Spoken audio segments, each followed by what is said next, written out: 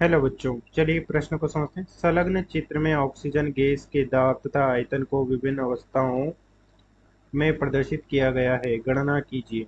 प्रक्रम एबीसी में गैस द्वारा किया गया कार्य, प्रक्रम एडीसी में गैस द्वारा किया गया कार्य, आयतन घन मीटर में दिया गया है। मुख्य अवधारणा में हम देख सकते हैं कि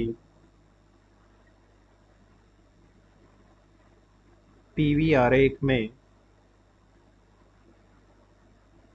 पीवी वक्र द्वारा घेरा गया क्षेत्रफल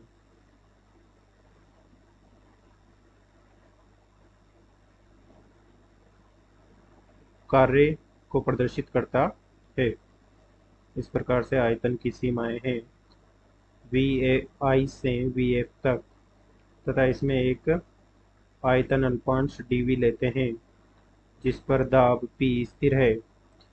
तो इस अल्पांश में किया गया कार्य डी डब्ल्यू हो जाएगा पी डी वी, तथा ऐसे ही अनेकों अल्पांशों का योग करने पर कुल कार्य डब्ल्यू बराबर हो जाएगा, सभी अल्पांशों को जोड़ देंगे तो समाकलन कर देंगे, जहाँ पर पी डी वी हो जाएगा। यदि दाब पी स्थिर हो तो हो जाएगा पी समाकलन पी डी वी, तथा हो जाएगा वी एफ माइनस वी आई। सीमाओं में हमें समाकलन कर दिया है। तथा हम देख सकते हैं कि विभिन्न वक्रों के लिए इस प्रकार से पीवी आरेख में यदि एक स्थिर दाब पर आयतन में परिवर्तन ए बी रेखा के अनुदिश होता है, तो किया गया कार्य ए से बी में इस ए बी रेखा के द्वारा प्रारंभिक आयतन V1 तथा अंतिम आयतन V2 हो, तो किया गया कार्य हो जाएगा P V two minus V one, जहाँ यह आयत का क्षेत्रफल है जिसकी ऊंचाई P है, ये P, तथा इसकी चौड़ाई V2 माइनस वी वन है, जो कि इस प्रकार से एक आयत का क्षेत्रफल है। तथा एक पीवी आरेख में परिवर्तित दाब P1 से P2 में परिवर्तन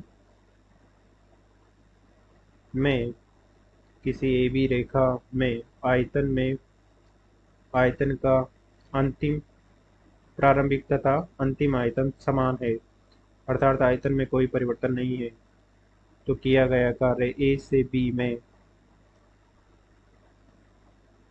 P1 माइनस P2, क्योंकि अंतिम दाब P1 है, तथा V I minus V F, तथा वी आई बराबर वी एफ है।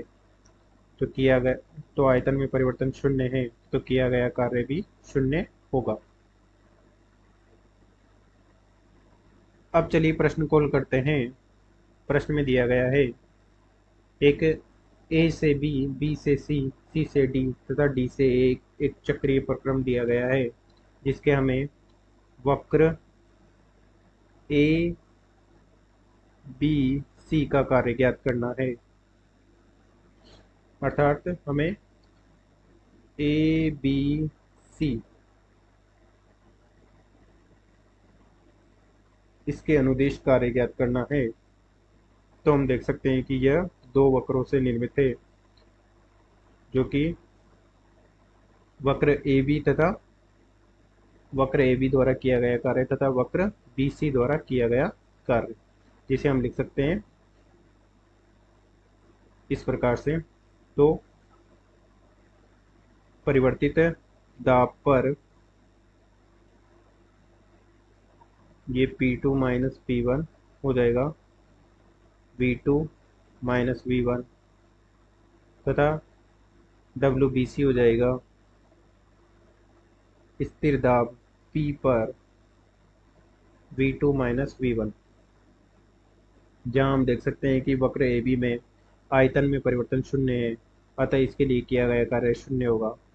तथा बी सी वक्र के लिए स्थिर दाब P 8 न्यूटन प्रति वर्ग मीटर है, तथा आयतन में परिवर्तन V2 बराबर 2 है, 20 है, तथा V1 बराबर 10 है, जो कि हो जाएगा 8 × 10, जो कि हो जाएगा 80 जूल।